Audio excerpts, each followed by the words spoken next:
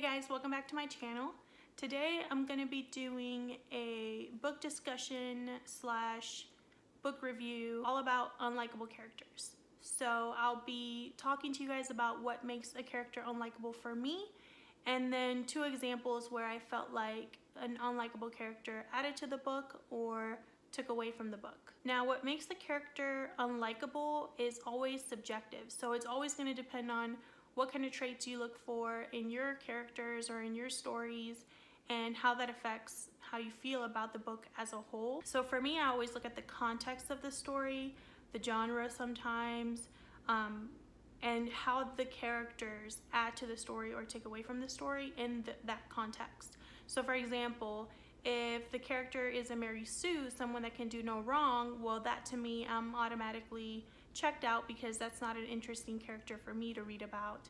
Or if it's a character that has a split personality, so a character who starts off being a certain type of personality, and then as the story progresses they change personalities to fit the story, that is just an author who's being lazy and wants their character to do all kinds of things, and so that character kind of loses their identity in my mind, and so that takes me out of the story. When an unlikable character is done right, they add more dimension to the story. They make the story more believable or more memorable or just more interesting overall, and so that adds to my enjoyment of the book. But when an unlikable character is done wrong, they can kind of take over the story. It's not like the characters are adding to the plot, they're taking away from it by distracting the reader, in that case me, from what the plot is all about. So I read two books recently. I read The Good People by Hana and My Brilliant Friend by Elena Ferrante,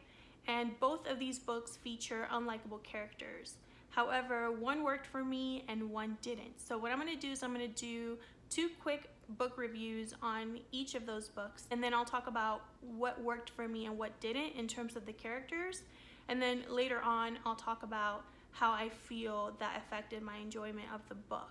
So that's my goal with this video. I have a lot of feelings about this, and it's something that I've been thinking about because I read these two books. So I'll start with The Good People by Hana because this is a book that I had really high expectations for, because Hana wrote Burial Rites several years ago and I gave it 5 stars.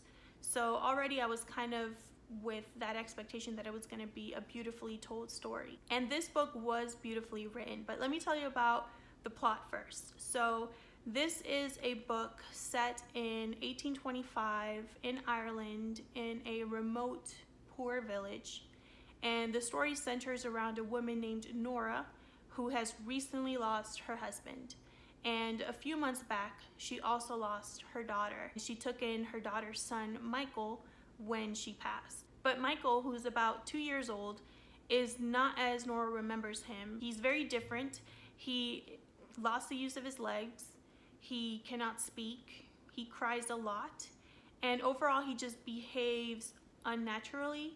And so this unsettles her. She enlists the help of a young girl named Mary so that Mary can help Nora with the farm and with taking care of Michael, because he needs a lot of attention. Nora goes to her local town doctor and the local priest so that they can help her with Michael, because she just can't shake this feeling that there's something wrong with him, that he used to be able to talk and walk and be just a normal kid. And so when she goes to them and she tells them this, they tell her, well, he was just born that way. I think you're remembering him differently and there's nothing we can do for him. So desperate, Nora decides to talk to the town healer who has the gift of the knowledge of the good people. So this is Nance Roach, and she is like a holistic healer. She helps different people in town with ailments, and she helps deliver babies, and she uses a lot of herbs. But some people, they feel she's essentially a witch, so they try to stay away from her, and some people warn others from, using her. But Nora is desperate. She feels that she needs to do something for her grandson. They kind of both come to the realization that the good people have replaced him with a fairy, and now Nora and Nance are going to get her grandson back no matter the cost. The book mainly focuses on Nora, Mary, and Nance. Kent kind of fleshes out the characters and also explains kind of like the context of what's happening and what really drove Nance and Nora to the conclusion that they, were drawn to. So if I had to rate this book based on the writing, the tone, the setting, I think I would have given it 5 stars because Kent is a masterful storyteller.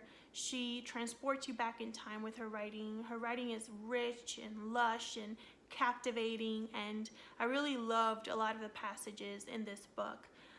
However, the plot is very slow going, and it's mostly a story about 3 characters. So the story itself kind of hinges on how you feel about these characters. This is where Kent lost me because a lot of these characters and some of the main characters are either vicious or ignorant or selfish or all 3.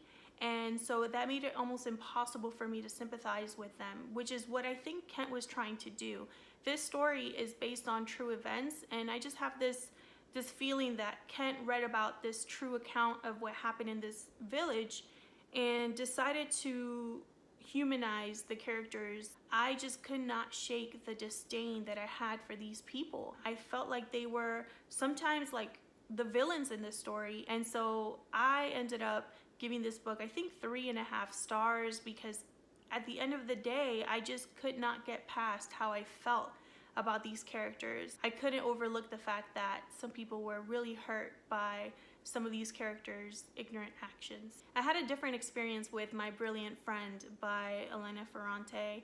This is essentially the story of 2 girls, Elena and Lila, and they both grow up in 1950s Naples, Italy, in a poor neighborhood. The story is told from Elena's point of view, and she's basically telling you the story of their friendship and different events that occurred in their lives and the 2 very separate paths that the 2 girls take. Their friendship is very complex. It's heartfelt and genuine, but it's also very competitive. And so when I first heard about this book, I thought it was going to be kind of like historical fiction chick lit, but Elena's voice and the development of these characters, the fact that they felt so real and 3-dimensional really elevated the story for me. I really felt like Elena was a real person, and I even felt that Lila and everybody else that she talks about in this neighborhood, I really felt like they were real people or people that I knew personally. And so that really elevated the story for me and really is what made me enjoy this book as a whole. And this surprised me because I cannot stand Elena or a lot of the characters in this book. I didn't like them. And I think the reason why I had a different experience with them is because they felt balanced. So Elena, for example, she is smart and driven and self-aware, but she's also naive, immature, and also is struggling with her identity. So there was a balance there. She felt like a multidimensional character that I could at times hate and at times sympathize with. And I think that's why I ended up enjoying this book a lot more than The Good People. While the translation is a little bit clunky and some of the events kind of drag at times, I still overall really enjoyed the story, and I enjoyed getting to know these characters, and I just love the idea of such a complex friendship that had a lot of layers to it. On the surface, it doesn't seem like it'll have a lot of depth, but once you get into the story and you dive into these characters, I felt like there were several layers, there was a complexity, and that made it an enjoyable reading experience for me. And that's where I think that Ferrante and Kent, where the differences are, is that their intent is to create a story with characters that you care about. But with Kent, the characters were so unlikable that they took me out of the story and took away from my enjoyment of the story. And then with Ferrante, the characters had so much depth and felt so real that it elevated the story. And I think that's where the whole subjective part of this comes in, because some people are probably going to be more interested in, characters that are completely awful and at times the villain of the story instead of the hero. And then some people are gonna like more realistic characters or characters with more complexity.